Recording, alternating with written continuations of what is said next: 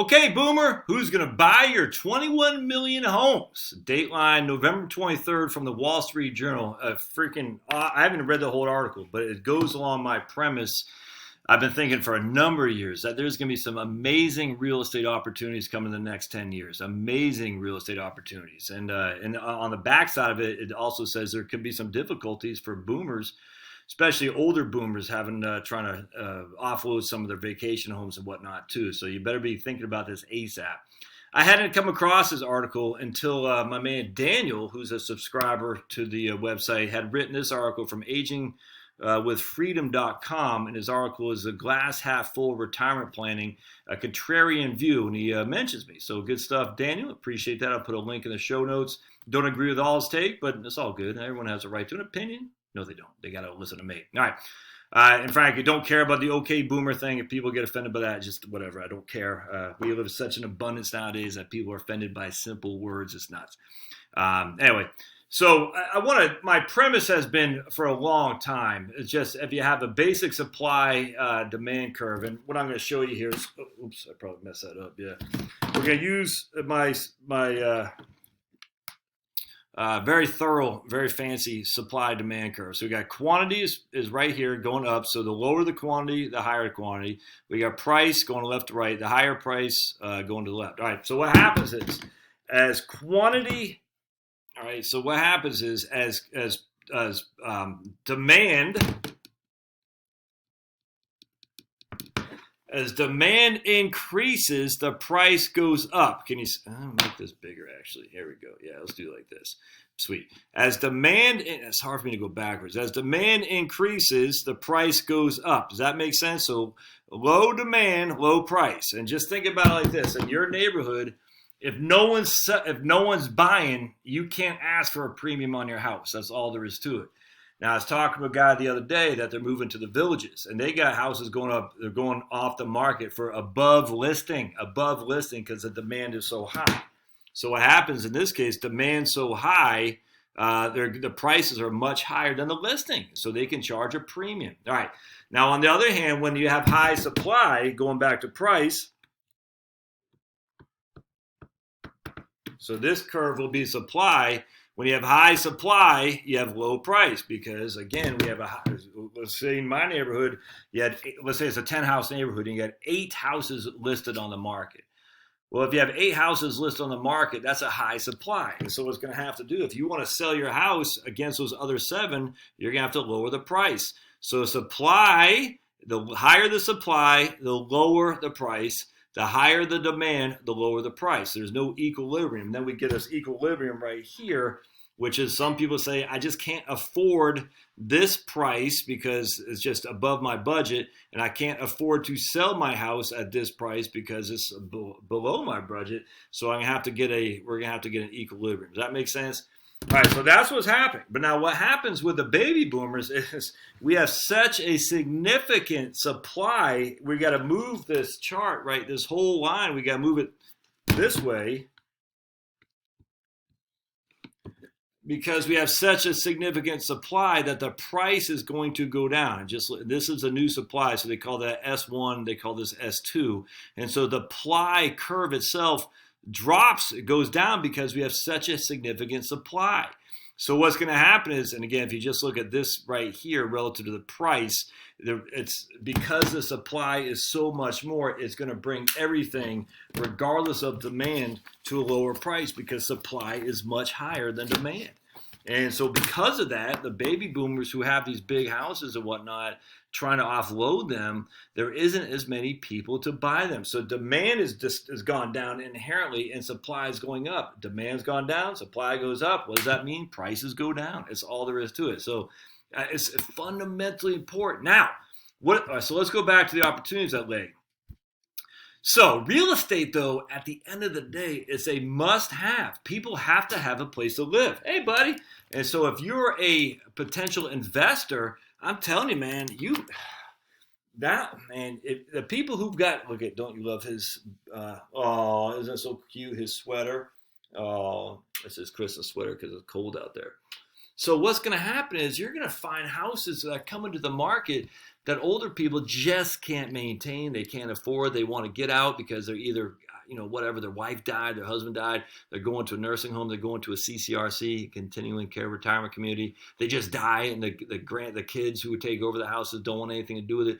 There's going to be opportunity out there. The problem is, are you going to be able to get funding to buy those houses? And the answer is probably not. Well, I don't want to say probably not. It depends, right? Because we know how credit works is credit worthiness. It's collateral, credit worthiness, character, which is your credit rating. There's 4 C's of loaning. Collateral, credit worthiness, credit.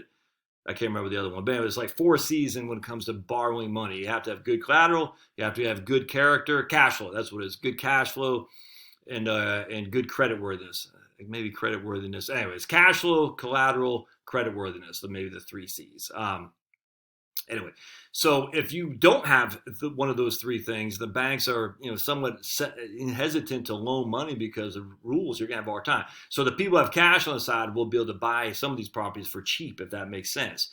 So if you're a investor and you have cash on the side, I'm telling you, man, you can see this a mile away. You're going to be able to go up there and swoop up some properties, what you would not believe. All right, so on top of that, let's look at what's the other one? Oh, but if you're a seller, you better be thinking about, it, man, because it's going to be tough. As the supply increases, demand decreases because there's not enough people to buy your houses. Be more and more people putting their house on the market. You're going to take a price hit. There's no other way around that. Now, if you plan on staying in your home, you better get your reverse mortgage locked in before the appraisal value goes down. Because if they start selling houses in your neighborhood at 25% discount, you're going to get appraised, and they're going to appraise it at 25% discount for a reverse mortgage. So if you plan on aging in place, you better get that reverse mortgage before that time comes. I think the crunch is almost here. I'm not quite there yet. I bet in 3 to 5 years, there's going to be a pretty big crunch. So build up your cash reserves if you're an investor. All right. So let's read this. I haven't read this article. I find it interesting, and they're showing all these properties in Sun City. All right, so this is, man, I tell you, it's going to be huge. When this Phoenix suburb, this Sun City, Arizona, I remember going up there when we lived in Phoenix. We had who did we have? Charlotte and I knew somebody who lived up there, and we went. I think we ate Thanksgiving up there one time. And back then, it was nothing but golf courses. It was booming like the Village is now. Well, that was, that was 20 years ago. So now all those people have aged and they're moving on, dead. I guarantee you could buy a house up here for freaking cheap. But anyway, let's read. When this Phoenix suburb opened in 1960, it was built as the original retirement community. From above, it looked like a UFO landing site laid out in rings to mimic halos surrounding the sun. Just past the entrance, a billboard flanked rows of palm trees promised an active new way of life. Kind of reminds me of, remember Back to the Future when they saw when Marty went back in time and he saw his neighborhood just, the first shoveling of the ground, an active new way of life. On the weekend Sun City opened, cars are backed up for 2 miles as 100,000 visitors waited to gawk at a village built specifically for adults over the age of 50. They found a 9-hole golf course, community center with 250-seat auditorium, swimming pool, all kinds of stuff. Elsewhere, there's a 30,000 square foot grand shopping center, grocery store, motor hotel where you could have a cup of coffee or something stronger at the bar. The finest resort couldn't supply more, boasted a fictional resident of Sun City in a promotional video from the period. The concept was a huge hit. The developer, Del Webb, sold as many homes in the first year executives expected to sell in 3. And 6 decades later, is home to 38,000 people. But the same demographics that propelled Sun City's rise now pose an existential challenge as baby boomers age. More than a third of Sun City's homes are expected to turn over by 2027 as seniors die, move with their children, or migrate to assisted living facilities. Nearly 2/3 of the neighborhood will turn over by 2037. The big question is, what happens to everything from home prices to the local economy when so many homes post for sale signs around the same time? The U.S. is the beginning of a tidal wave of homes hitting the market on the scale of the housing bubble of the mid-2000s.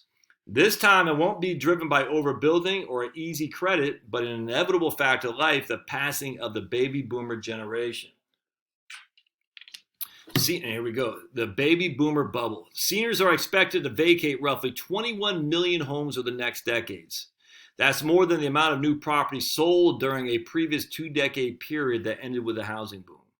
So here we got new home sales volumes up 3.4 million.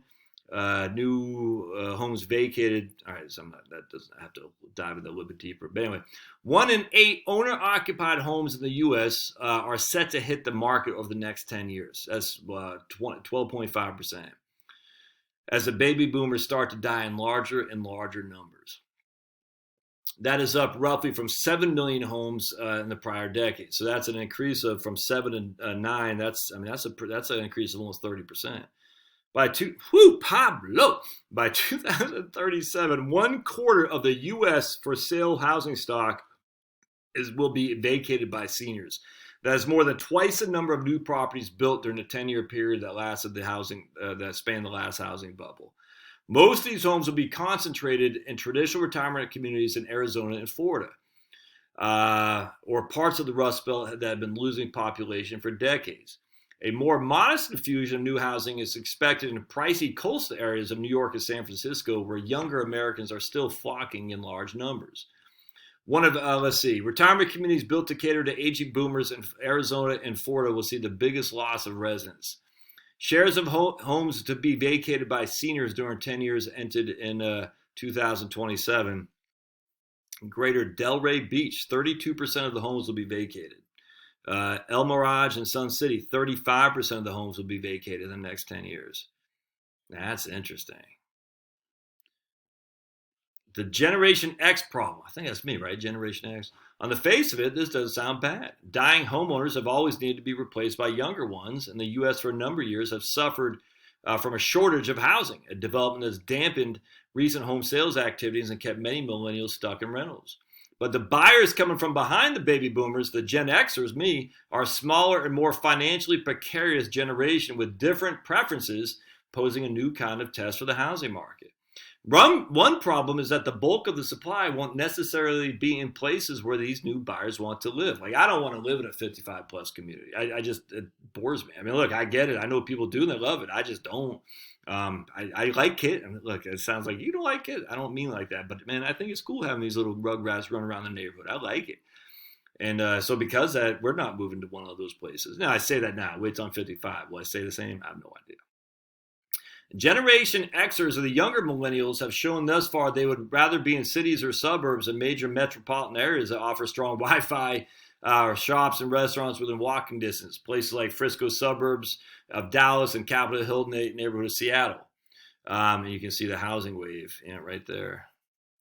Baby boomers will put a large number of homes in the market once they start passing away. The next generation, known as Gen Xers, is small, posing a new test for the housing market in coming decades. Yeah, look at that. Whew. All these houses being bought, other bursts, and then it's going to be interesting. Gen X and onward. And again, the downtrend. My generation has little interest in migrating to planned age-restricted retirement enclaves in sunnier quarters of the U.S. with golf courses, community centers, and man-made lakes. Like the Villages, a community of 115,000 in Central Florida. I don't know about that. Maybe my generation doesn't want to go there, but the Village is in huge demand. I just talked to a guy the other day, man. I'm telling you right now, huge. Innovations such as voice recognition, technology, rideshare drivers are also making it easier for older people to essentially age in place. Another challenge is that younger buyers may not have the financial strength to absorb the new supply. New research from Harvard found that households in their pre-retirement years, aged 50 to 64, are less likely to own a home than prior generations, having suffered from stagnant income growth since 2000, and were more debt burdened, including by student loans. The consequence of a housing sales glut are potentially wide-reaching. A mismatch between supply and demand in places like Florida, Arizona, and Nevada could offer new fiscal challenges that are already familiar to aging cities of the Rust Belt. A shrinking tax base and less money for crucial services like roads and police. Home construction could also falter, dampening an important contributor to the local economy. I 100% agree. And here they show that's a Pittsburgh area of West Mifflin, McKeesport, and Munhall, and then Ohio, 19% in that place will be vacated over the next 10 years. In Ohio, over by Dayton, 18%, which is about half of what it is in those two other places. To the extent the local economy is dependent on major, vibrant senior population, that'll be more difficult, says a guy at the Brookings Institute. Houses will be up for sale and not bought as quickly. Housing prices are already stagnating in some places like St. Louis and Youngstown, Ohio, as older people die and younger people are not there to replace them. Jordan Rappaport, a senior economist at the Federal Reserve in Kansas City, said he is confident that affordable cities in the Midwest will eventually be able to attract millennials to fill the housing left empty by baby boomers because the larger cities on the coast are becoming too expensive. My own sense is that if you're in a city with amenities, if you're a city where the firms are reasonably productive, I wouldn't be worried about what you're facing. More vulnerable, though, are small towns and rural areas where young people are less likely to migrate, depressing housing prices indefinitely. Those are places that are going to struggle. Coastal cities will have homes open up, but because they tend to be supply starved, they'll have little trouble filling them. Yeah, so just because of rent control and restrictions on building. I agree with that. New York City, San Francisco, but then again, who's going to be able to afford those places? But not a way. Do you want to live where you got to worry about freaking stepping on someone's needle as they're pooping on their sidewalk in San Francisco? Some market observers say they're not worried about a housing bust on the scale of the 2008 crash that decimated its communities across the Sun Belt and the Southeast. Their argument, this time the wave of available homes will hit the market more slowly. In Phoenix, for example, more than 131,000 units will be vacated by baby boomers during the decade, which is roughly the number equal to the number of additional new homes sold in Phoenix over a much shorter period between 2004 and 2007. A more likely scenario instead is for villages and towns designed around older people to transform themselves. Once pricey communities may become affordable to retirees with more modest incomes, or some may reinvent themselves by lifting age restrictions that can appeal to Gen Xers. Let's see, yoga pants and orange peels. Builders are already taking note. Oh yeah, what a good boy. Oh yeah. Whereas Pablo wants to go to warm weather. He's not a big fan of the cold. Builders are already taking note and adjusting their strategies. President of Toll Brothers in Arizona, Utah said he retooled plans for a new 2,200 home community in Surprise suburb of Phoenix to make it more adaptable to shifting demographics. You start driving west towards LA and you think, oh my gosh, I'm getting out of here. The development sits off a largely barren strip of highway 30 miles west of Phoenix. Given the relatively remote location, he said initially envisioned an age-restricted 55-plus community dubbed Sterling Grove.